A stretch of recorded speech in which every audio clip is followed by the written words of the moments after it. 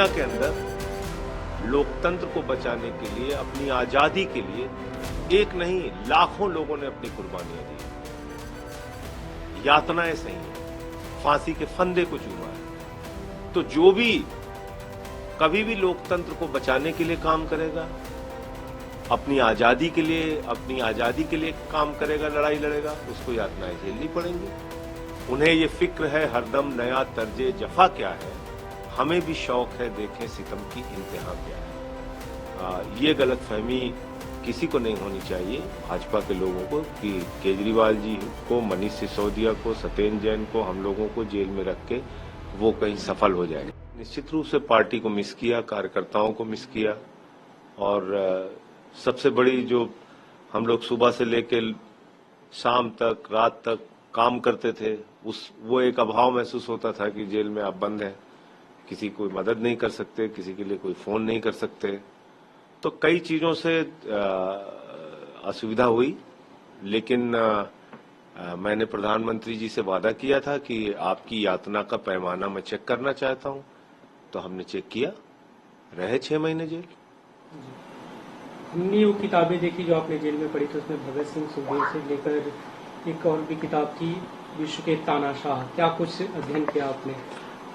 देखिए, निश्चित रूप से 6 महीने का जो सदुपयोग सबसे बड़ा हुआ, ये किताबें पढ़ने का, और मोबाइल नहीं होता था, तो जो फोन के और मोबाइल पे, व्हाट्सएप पे, ट्विटर पे जो समय जाता था, वो समय, उसका सदुपयोग पूरी तरीके से किताबों को पढ़ने में किया, और इससे बहुत हौसला मिला।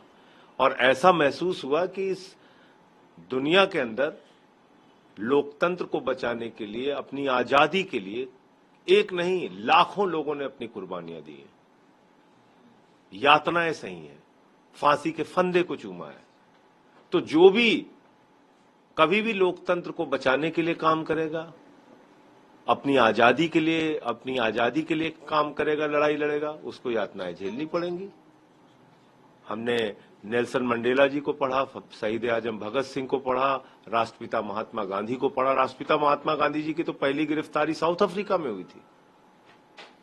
शहीद आजम भगत सिंह जी ने 23 साल की उम्र में जो कुछ भी कर दिया, वो अनुकरणीय है, युगों युगों तक याद किया जाएगा। और मैंने तो कल उनकी लाइन भी पढ़ी, जब उनको फांसी की सजा हो गई और उनके भाई उदास थे, तो उनको एक पत्र लिखा भगत सिंह जी ने, और उस पत्र के अंत में एक लाइन लिखी कि उन्हें ये फिक्र है हरदम नया तर्जे जफा क्या है।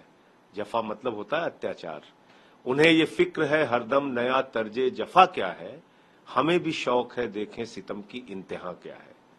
तो भारत के लोकतंत्र को बचाने के लिए, इस देश से तानाशाह हुकूमत को हटाने के लिए, अपने मुखिया अरविंद केजरीवाल जी की लड़ाई को आगे बढ़ाने के लिए आम आदमी पार्टी का एक एक कार्यकर्ता अरविंद केजरीवाल जी के साथ है, और हम लोग इस लड़ाई को आगे बढ़ाएंगे।